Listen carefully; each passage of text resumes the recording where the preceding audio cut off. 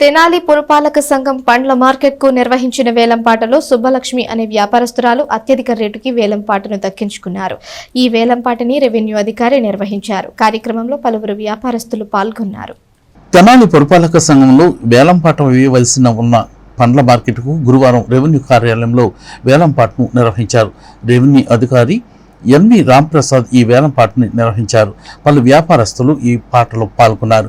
సుబ్బలక్ష్మి అనే వ్యాపారస్తురాలు 1,31,000 రూపాయలకు ఈ వేలంపాటలో పండ్ల మార్కెట్ను దక్కించుకున్నారు. 2025-26 సంవత్సరానికి గాను సుబ్బలక్ష్మికి లభించింది. ఇంతకుముందు 2 సార్లు పండ్ల మార్కెట్కు వేలంపాట నిర్వహించారు.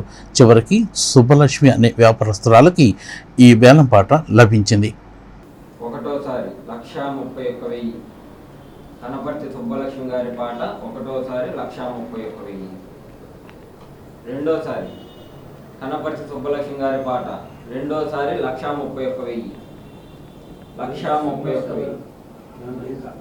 రెండోసారి అండి కనపర్తి సుబ్బలక్ష్మి గారి పాట రెండోసారి 1,31,000. 1,31,000 సుబ్బలక్ష్మి గారి పాట రెండోసారి అండి 1,31,000. రెండోసారి 1,31,000 కనపర్తి సుబ్బలక్ష్మి గారి పాట రెండోసారి 1,31,000 కొట్టివేయటం జరిగిద్దండి. 1,31,000 రెండోసారి 1,31,000. 1,31,000 రెండోసారి 1,31,000 రెండోసారి కొట్టేస్తున్నాం. శ్రీనివాసరావు గారు సుబ్బలక్ష్మి గారి పాట ఫైనల్ అవుతుంది. 1,31,000 రెండోసారి. మూడోసారి 1,31,000 సుబ్బలక్ష్మి గారి పాట కొట్టేయడం అయిందండి. కనపర్తి సుబ్బలక్ష్మి గారి పాట 1,00,000.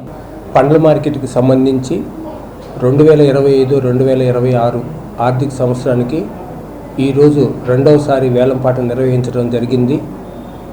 సుబ్బలక్ష్మి గారు 1,31,000 రూపాయలకి హెచ్చుపాట పాడి ఉన్నారు.